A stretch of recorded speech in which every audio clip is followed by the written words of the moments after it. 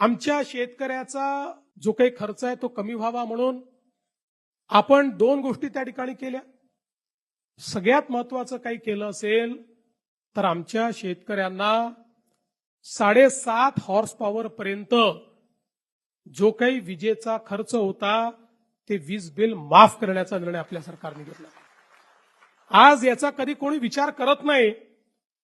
वीज बिल माफ झालं म्हणजे वीज कंपनी जी आहे ती कंपनी स्वतःच्या खिशातनं भरत नाही.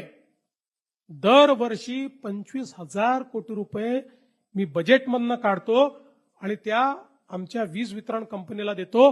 कारण ते जर दिले नाही तर MERC सांगते की जे इतर ग्राहक आहेत त्या सगळ्या ग्राहकांवर हे 25,000 कोटी लोड करा, त्यांचं विजेचं बिल वाढवा आणि त्यांच्या खिशातनं ते वसूल करा. आणि म्हणून दरवर्षी 25,000 कोटी रुपये हे आपण वीज बिल माफीच्या पोटी देतो.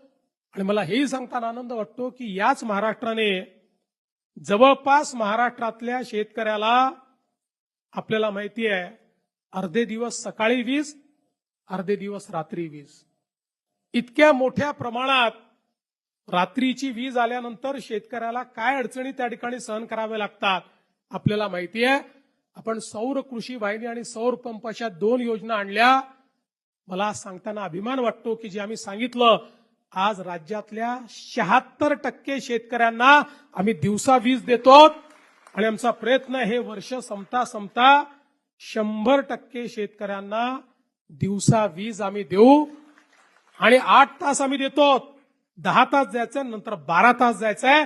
दिवसा 12 तास आमच्या शेतकऱ्यांना त्या ठिकाणी मोफत वीज देण्याचा निर्णय आम्ही करतो. आणि आता याच्याही पेक्षा एक अजून चांगला निर्णय जो आज मी जाहीर करणार आहे. आपल्याला कल्पना आहे की 7.5 हॉर्स पॉवर पर्यंत आता तुम्हाला बिल येत नाही, पण तुमच्या प्रत्येकाच्या नावाने जुनं बिल आहे. प्रत्येकाच्या नावाने आहे, ते खात्यात आहे, लिहून ठेवलं आहे. कधीतरी वसुलीला येऊ शकतं आणि कुठलंही दुसरं कनेक्शन घ्यायचं झालं तर तो लाईनमन चेक करतो तुमच्यावर तर आहे जुनं बिल, मिळत नाही तुम्हाला.